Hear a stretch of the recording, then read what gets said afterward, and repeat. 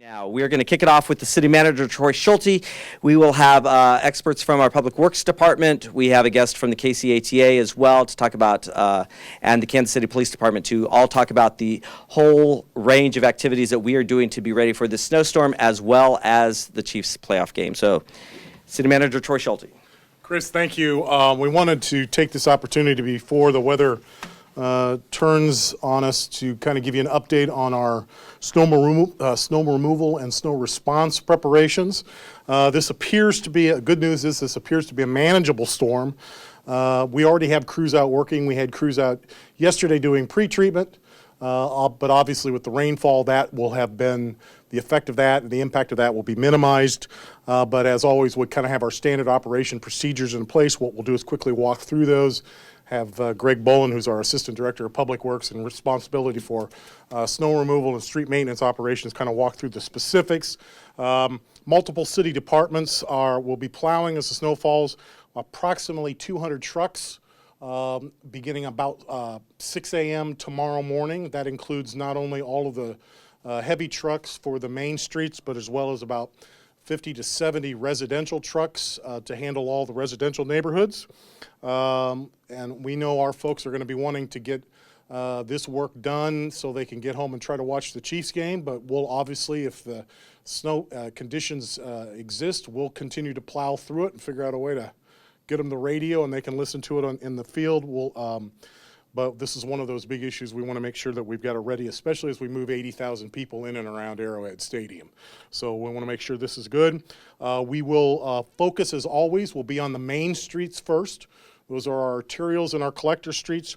Then we will tackle the residential streets. Our main streets are a curb-to-curb plowing operation. Again, making sure that we can get people out to the main streets and then where they need to go. And then once we get the main streets clear, we move into the residentials. For neighborhoods, we want to make sure that you remember to park in driveways, get the cars off the streets as much as possible. That allows us to get the equipment through faster. We can move the plows through there faster. What we ask is that you park either on the north or on the west side of the street. Again, getting as many of the cars off the streets as possible allows us to get those plows through quicker. Parking we want to make sure that you provide extra time to get where you're going, especially if you're going someplace, not either to Arrowhead on Saturday or someplace to watch the game. Streets will be slick, so we want people to slow down, take their time, get where they're going. We are implementing our Phase 1 snow emergency. So cars on designated snow routes will be ticketed and towed. I checked this morning, our current tow charge, $265. So move your cars. If you're on a designated snow route and they're marked with a red placard on the sign, get them off the streets right now so that we don't have to expose you to a unnecessary tow charge. Again, I'll stress what our snow response is.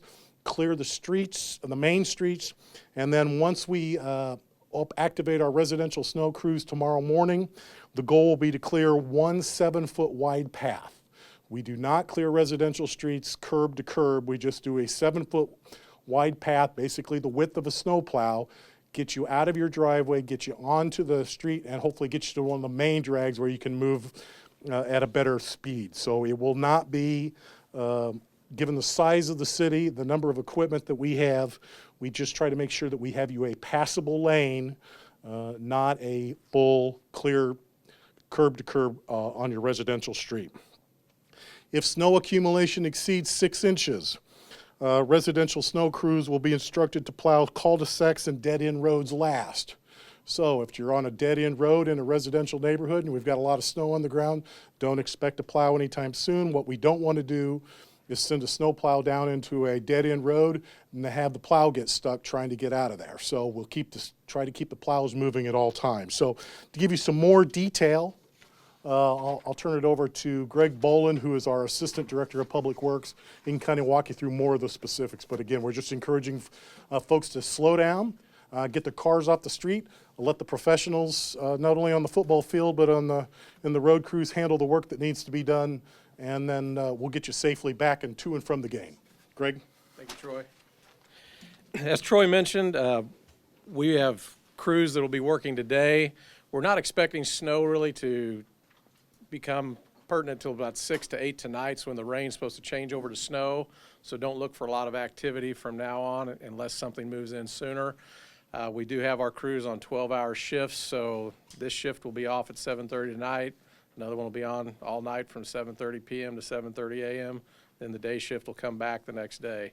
The residential operators will be in at 6 o'clock, and they'll work as long as necessary for a 12-hour shift. So their shift would be 6 a.m. to 6 p.m. if we have enough snow that warrants them doing that.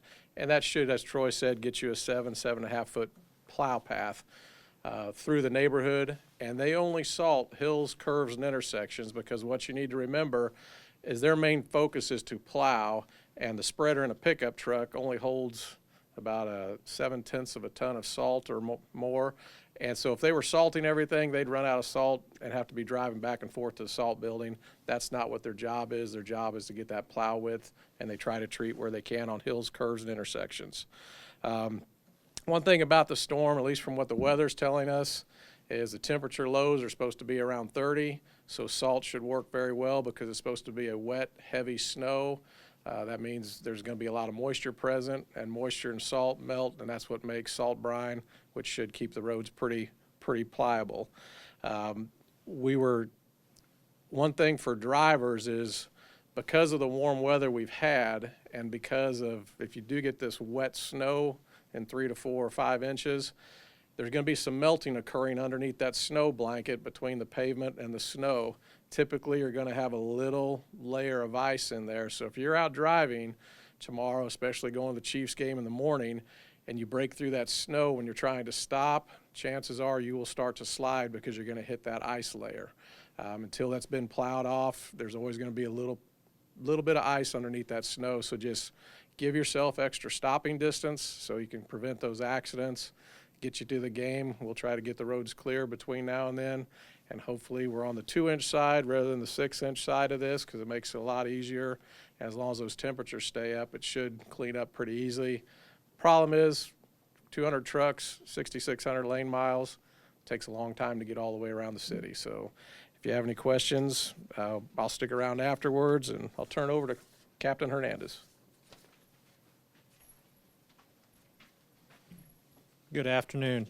I just wanted to reiterate that Kansas City Police Department will be out tomorrow, and we'll have all of our crews out and available before, during, and after the storm to respond to calls for service.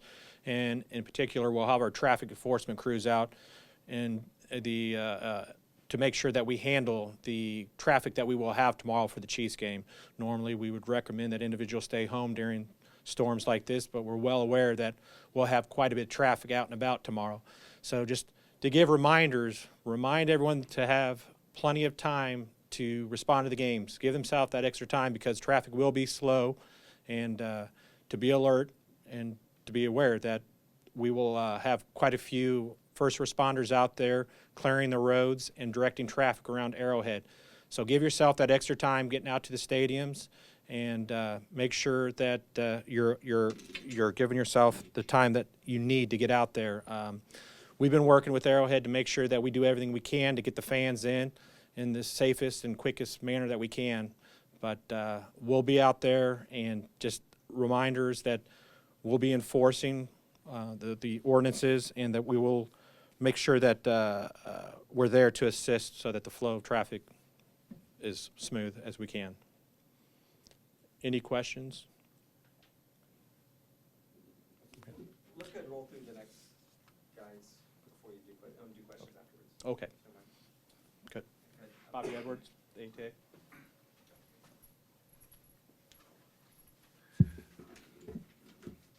Okay, we're gonna ride KCATA. We're planning on running normal services tomorrow and tonight.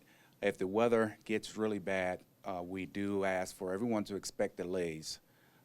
If the roads become completely unsafe, we're going to start having conversations about suspension of service.